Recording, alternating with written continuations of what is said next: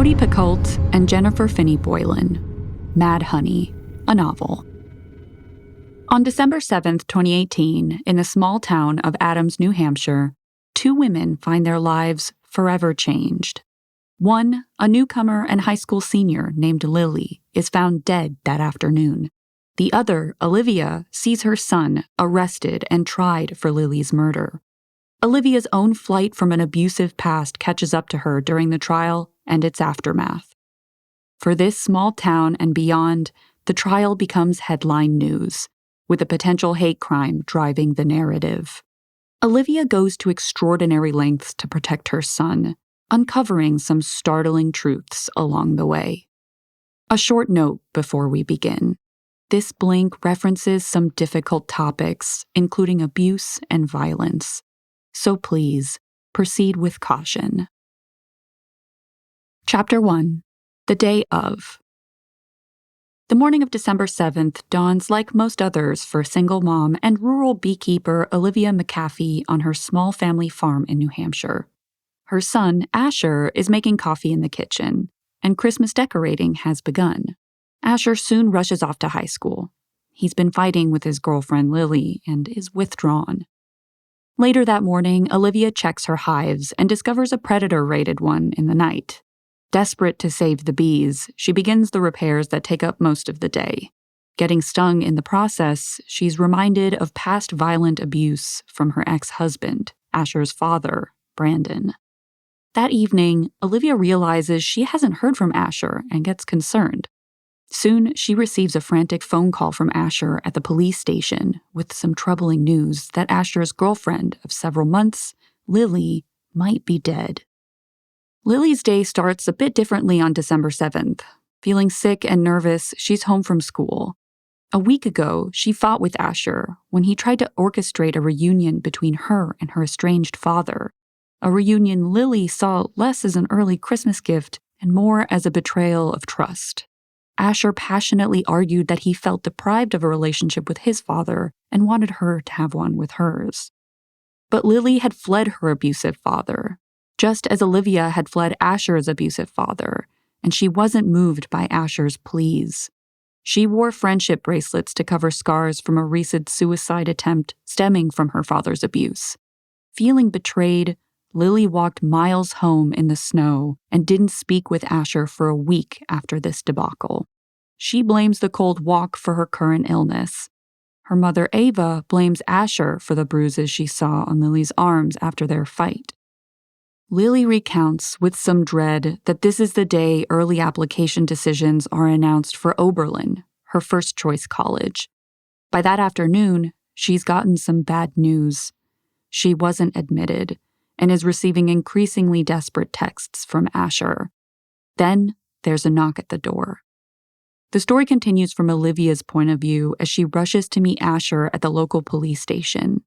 The small-town detective who's questioning her son about Lily's death was Olivia's senior prom date, Mike. Because of their long history, the detective allows Olivia to stay. She learns that Asher found Lily in her home, unconscious at the bottom of the stairs. Her head was bleeding profusely. Asher had moved Lily to the couch and was cradling her when Lily's mom, Ava, returned and called 911. Shortly after the interrogation begins, the detective receives a call that Lily has died. This story opens up with an epigraph from philosopher Soren Kierkegaard about life being understood backwards, yet lived forwards. Olivia's story unfolds forward in time from the day Asher is first questioned for Lily's murder. The story weaves together her past with abusive ex Brandon, her life as a small-town beekeeper, and reflections as a single mom to Asher. Most importantly, we learn that she's kept much about the abuse she endured while married to Brandon from her son. She hoped to protect Asher from the horrific truth of what she suffered before fleeing in the middle of the night. We encounter Lily's story backward, beginning with the dramatic day of her death. It flashes back to her earlier life on the West Coast and references a difficult childhood. We hear about her mother Ava's dramatic efforts to keep Lily safe after hints of a recent suicide attempt and abuse from her father. Sprinkled throughout Olivia's story are facts and lore about bees. We learn of their matriarchal colonies, their strange biology, and their complex behavior. They serve as metaphors for important themes. Old customs around telling the bees about a recent death in the home give resonance to Olivia's grief. The bees also echo the sweet and the sting of Olivia's relationship with Asher. Her protective instincts are demonstrated both when her hive and her son are attacked. Finally, Olivia slowly reveals the repressed history about her picture-perfect relationship with Asher's father and details the sadistic abuse she endured behind closed doors. References to Lily's recent bruises and Asher trying to reunite Lily with her father sow doubts about whether Asher has escaped his father's abusive tendencies. Chapter 2: The Weeks Before, the Weeks After. With the cause of Lily's death not yet determined, Asher is sent home after questioning and becomes a grief-stricken shadow. Olivia remembers her own encounters with the beautiful Lily and is grieving as well. At the memorial service a few days later, Maya, one of Asher and Lily's closest friends, is similarly distraught and traumatized.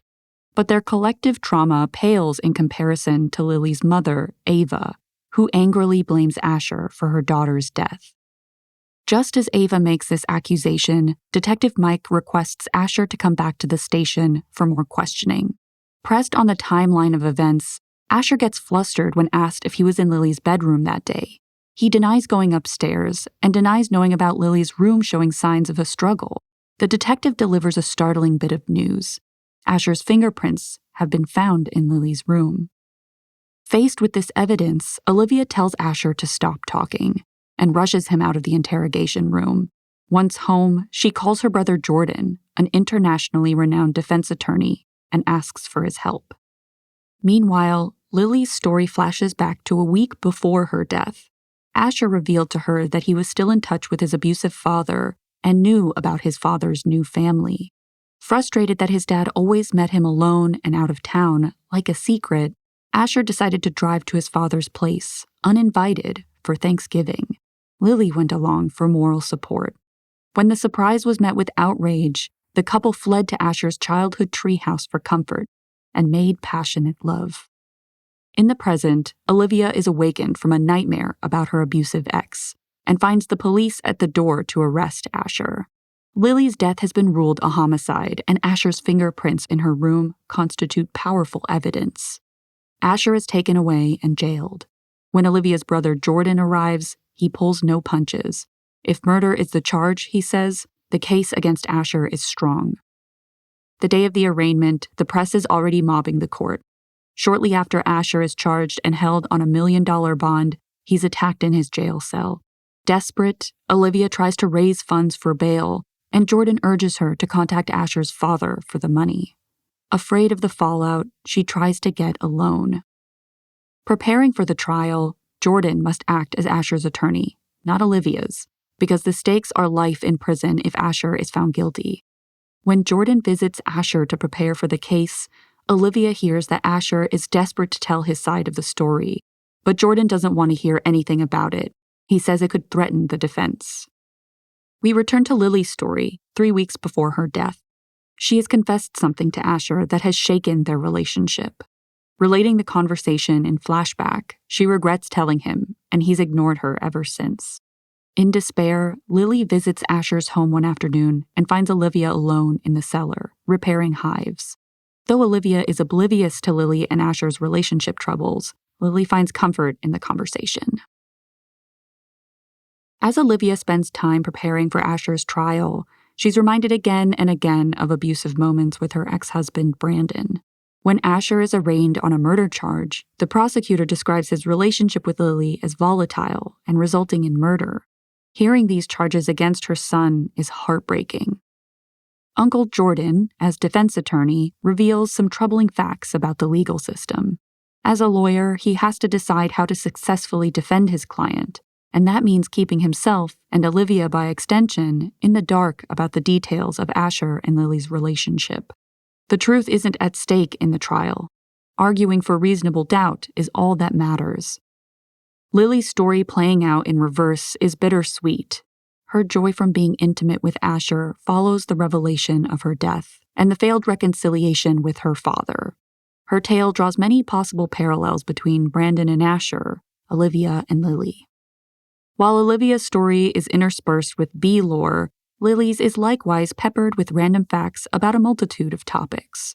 Through her flashbacks, Lily is revealed as an accomplished musician, a competitive athlete, and a voracious, curious student with a bright future. But as the mystery of Lily's fate and her past becomes central in the trial, both take a darker turn.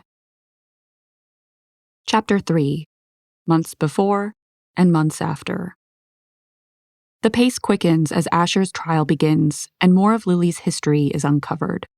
Olivia has been spending all of her time visiting Asher in jail and being shunned by the small town that has already judged her son guilty. The family barn is vandalized, and revelations emerge that Asher was caught up in a student cheating scandal at school. Meanwhile, Maya, Asher's childhood best friend, won't testify for Asher. The prosecution has new forensic evidence of Asher being in Lily's room too, and Asher's initial assertion that he wasn't there before her murder appears problematic. When Asher tries to commit suicide in jail just before the trial, Olivia does the unthinkable and approaches her ex-husband Brandon for the money to bail Asher out of jail. She informs Brandon about the trial and the charges, and her ex is surprisingly supportive. Asher gets to return home just in time for the trial to begin. Lily's story picks up a few days after the big fight she had with Asher before her death, the one that caused him to ignore her for almost 2 weeks. She broke down to her friend Maya, confessing she was afraid her relationship with Asher was over now that they'd had sex. Maya comforted her and assured her that life would go on, with or without Asher. A few days after their conversation, Maya tried to force a surprise encounter between Asher and Lily at a house party. It went poorly, but later that night, Asher showed up outside Lily's bedroom window. He came to make up and insisted he just needed time to process their previous conversation. He promised to keep Lily's secret, possibly referring to her suicide attempt. When they'd had sex again in Lily's room, she'd felt seen, understood, and happy. As the trial begins, the prosecution is brutal. They say they'll prove Asher was an unstable boyfriend who murdered his partner after escalating violent behavior, and that Lily died from blunt force trauma in the attack. Detective Mike testifies about Asher's statement that he was not in Lily's room, now clearly false, given they'd had sex there. Asher's texts to Lily the day of her murder about needing to see her, and his final text in capital letters that he wanted all of this to end and was coming over right now, seemed damning. When Jordan gets his opportunity to cross-examine the pathologist who ruled Lily's death a homicide, he questions whether or not the doctor introduced errors in the report. There were no female sexual organs listed in Lily's autopsy, for instance, so the defense believes the doctor's murder ruling is unreliable. Instead, the medical examiner reveals what he assumed everyone already knew. Lily had no uterus or ovaries because she was transgender. The reveal that Lily is transgender is placed strategically late in the narrative. At once, it immediately casts doubt about the nature of Lily and Asher's secret. Given the sensational nature of the trial, this discovery sends the prosecution into a new direction. They label the murder as anti-trans violence. It also explains Lily's statements about not being the boy her father wanted and why Lily felt so deeply guilty keeping something secret. It might also explain her panic at Asher's attempted reconciliation with her estranged father. If Asher didn't know Lily was transgender, fear of exposure could be driving her reaction. This revelation comes after the details about Lily and Asher having sex, which begins to suggest a trans panic explanation for the murder.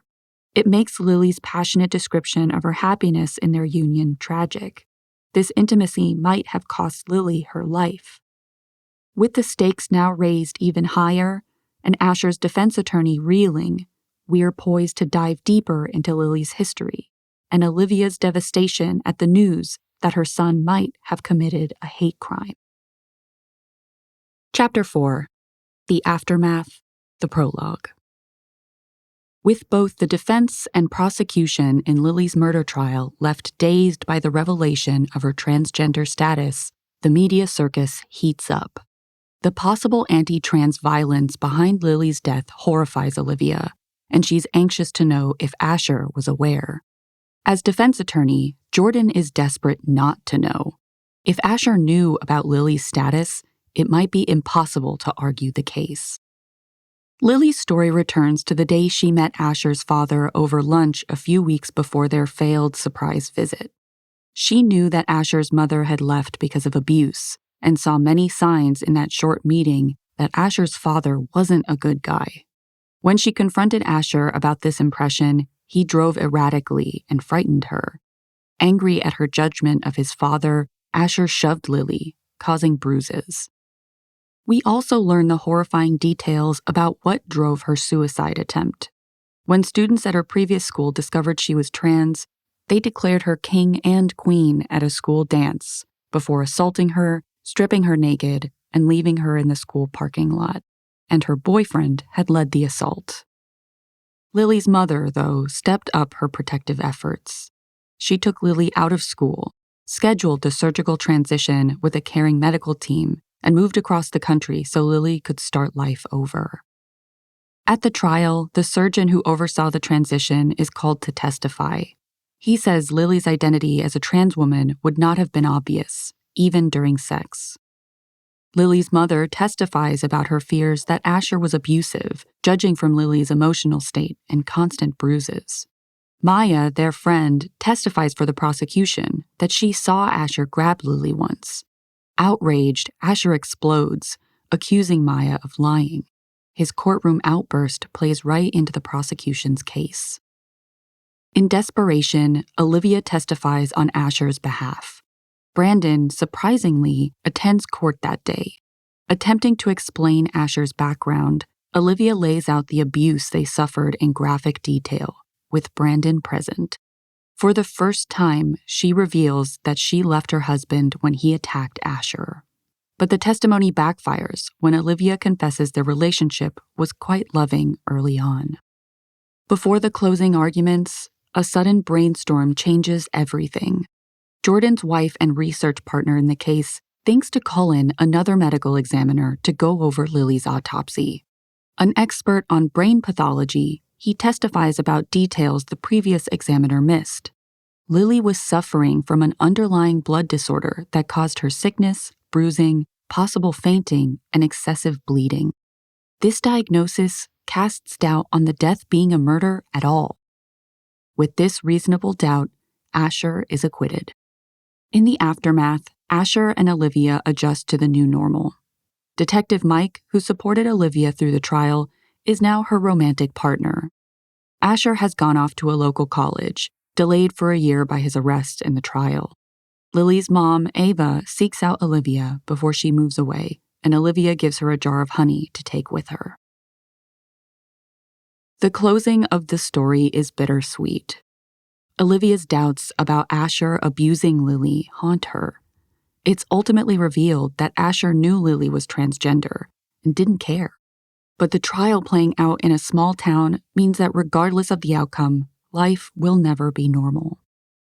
Maya's testimony against Asher also has a bittersweet twist, when it becomes clear that Maya's crush on Asher caused a fight between the girls the day of Lily's death. The signs of struggle in Lily's bedroom were a result of Lily and Maya fighting over Asher. Asher, too, is forever changed. The stark testimony about his father's abuse was painful. His choice to keep Lily's secret, even when it could have benefited him to reveal it, casts a new light on his character. That Lily found someone who loved her for exactly who she was makes her death, in retrospect, even more tragic. You've just finished our blink to Mad Honey by Jodi Picoult and Jennifer Finney Boylan. Here's a brief recap. Single mom and domestic abuse survivor Olivia has escaped her past and built a new life for herself and her son Asher in a small town. When Asher is arrested for the murder of his girlfriend Lily, she risks everything to defend him, even as it turns her life upside down. Then it's discovered that Lily was trans, and the world assumes the death was a hate crime. But when new evidence emerges, Asher is found innocent, and Olivia learns that he isn't like his father at all. Thanks so much for listening. If you have a moment, leave us a rating or a comment. We always appreciate your feedback. And I'll see you